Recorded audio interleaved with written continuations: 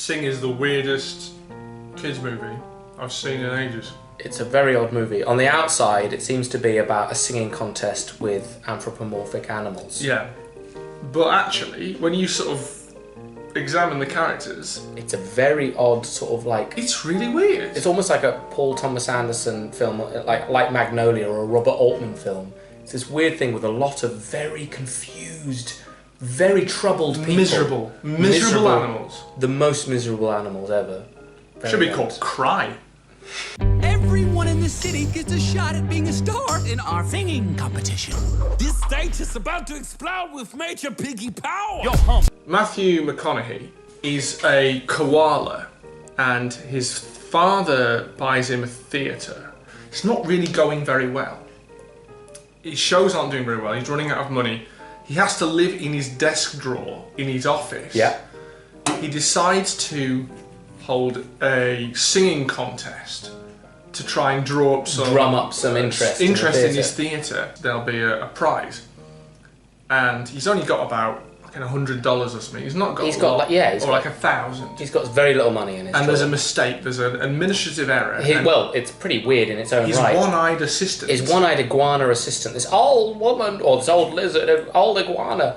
Her glass eyeball falls out and hits the keyboard and makes the prize seem like, what's it, $100,000? Like $100,000. Yeah. And then the posters all go out through an accident over town. All these like down at heel, miserable animals with talent, but who hate their lives, find the posters, and we'll get into them later. They've all got their massive problems and they're miserable. They find the posters and this gives me a chance to get out of my miserable life. Yeah. And they all go and audition. He turns up. He realises he's in the trouble. And he just goes along with the lie. Buster's a hustling, lovable, optimistic theater owner. And he's gonna keep this theater alive by any means necessary. So, what do? The first time we're introduced to Seth MacFarlane's jazz playing... Frank Sinatra as a mouse. Sinatra as a mouse. Is he's a busker on the street. Yeah. And a man leaves, he gives him like a quarter, and the mouse is like furious. In his face. He goes up to him and he goes, you don't know proper music. He's like, give me that money. And the guy then, he just takes the guy's wallet. He mugs the guy. He mugs the guy. Empty your pockets right now. Well, what is this you got here? What do you smoke out of this? That's my inhaler. Aha! I knew it. You all saw it. You all saw it right here. The monkey lied. He's so convinced he's going to win the talent contest, he gets a credit card. Well, this is the thing. He's in debt to the Russian mafia. Played by, who are the Russian mafia? There are all these bears. Grizzly bears. This is not, I'm not making this up. No, yeah. It's a mouse, he's in debt to the Russian mafia. He keeps going along, like he's in debt. They won't let him into their nightclub. He's cheating on them in gambling and poker. He thinks he's going to win this competition, so he takes out a credit card to impress a woman. He buys a lady mouse. Yeah. He buys a sports car and he goes along to this mafia club, and like he's in the VIP lounge and he's gambling, and he's like gambling with all this money, and he's getting himself into more and more debt, and he ends up running out on his debt. And they chase him and they're trying to kill him, and they track him down to the theatre, and he goes, the koala's here. So now the Russian mafia are after the koala for the money. She's got about 35 kids, and this like husband who doesn't love her. He's in a rut, and he clearly is not enjoying his life, job. And I think she's at home, she does all the chores all day long, and she's just miserable. Yeah. And she's got no spark of life, and she goes along to this talent contest thing. Burning like this. Are you okay? Oh yes, I'm fine, thank you. How are you? But then all of a sudden she's just found like she's got this second secret life away from her family. Some joy in her life. I know.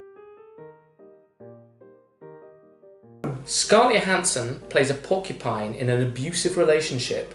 He just starts cheating on her with another porcupine. Yeah, they've got a band, she tries to write lyrics for the band. He says, your lyrics are shit. And I'm not going to sing your lyrics. So she goes to join this competition, which is all, again, remember, the competition's a sham. It's a lie. It's a sham. And it's Matthew McConaughey and the men. Just again, keep imagining it with real people. Matthew McConaughey's this guy who's going like, no, it's all still on, ladies and gentlemen. It's all still going on. There's no problem. And everyone is their entire lives rely on it. I'm back. What is going on here? Taron Egerton plays A family of Cockney career criminal gorillas yeah living in California or wherever it's supposed to be set. Zootopia, And he's their escape driver. he's their getaway driver, and he doesn't want to be a career criminal, but his dad makes him do it. And he tries to, Dad, I don't want to do it. I want to sing and dance. You're no son of mine unless you fucking... And there is a moment. You're singing and dancing. What are you doing, boy? You dancing? No, son of mine's gonna dance. Get behind that car and rob that bank. Yeah. I wouldn't be surprised if there's a scene if there was just a gorilla with a sack on his head in a chair and he'd go like, shoot him. Yeah. Shoot him there. Yeah. Do a song and dance while you do it, why don't you, boy? Yeah. His movie is this Bob Hoskins movie going on in amongst it. I think there's even a bit halfway through where he says like, oh, I just want to make my dad proud. And he's, oh, you disappointment boy, I'm sick of your singing and dancing. Yeah. It's fucking mental. How did I end up with a son like you? This is a young teenage girl who is so nervous she can't perform in public and barely do anything with her life, and her grandfather bullies her into taking part. Well, he gives her a sort of helpful, believe in yourself sort of thing. Yeah.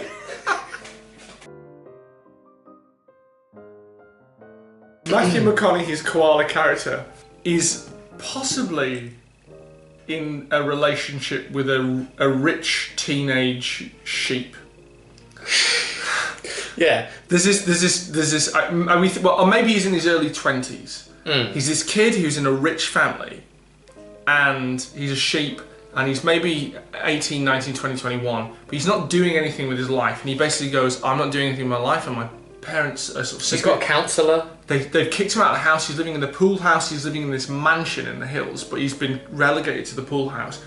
And Matthew McConaughey's koala and him have some sort of relationship. The first time we see them, they're having dinner together, and it does. They're in a very fancy, lovely restaurant, surrounded by fish. Throughout, they never really set up their friendship. But my assumption was that they were a couple. Well, Matthew McConaughey's.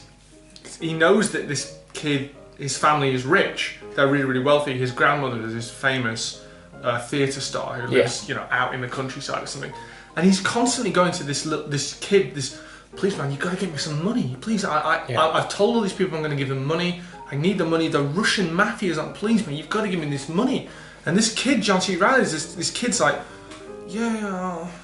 I'll ask my, I'll try. I'll ask my family. I'll try and get some money, man. There's even a bit where, like, one of the strangest sequences of the year has this sheep puts on, like, goggles and goes swimming in his pool to Cat Stevens in the middle of the night. And he comes out of the water, and there's Matthew McConaughey standing there, this koala, and he goes, you can't be here.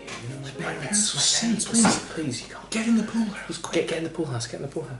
Makes up for such a weird image of this sheep going for a pitch black starlight swim in an outdoor pool. And this sort of like failed businessman coming in going, I had to climb over the wall again so your parents couldn't see me. I've come to stay the night, and There's even a bit where he goes like, I need money from your grandmother. I'm like, your grandmother, and he's like, my grandmother doesn't really go out anymore. And he goes, please. And they go to his grandmother's house, and he just rips flowers out of her own garden. Yeah. And it's something out of a movie where a guy's constantly got a black eye and he's struggling through. Yeah, and a cast on one arm. Yeah. Bill Murray from Wild Things wouldn't be out of place. Yeah. You almost expect kind of there to be a scene in which someone just sort of puts drugs up their own arse or something, and someone eventually fires a shotgun to scare off some seagulls or that something. Sequence from Boogie Nights where they go see Alfred Molina. If Alfred Molina was playing some drugged up goat, wouldn't be out of place. The sort of mouse who's always in trouble, the weird criminal mouse, the Russian mafia come for him again, and he escapes and he gets into a car with his girlfriend, and they're like, we're all right. And the last shot you ever see of him is that one of the bears is still on the back of the car. I mean, if this is in a movie and they're driving, he goes, I Like, I love you, honey. Thank God we got out of this. And then you just see a guy with a gun in the back of the car. You know what his fate is. He's dead.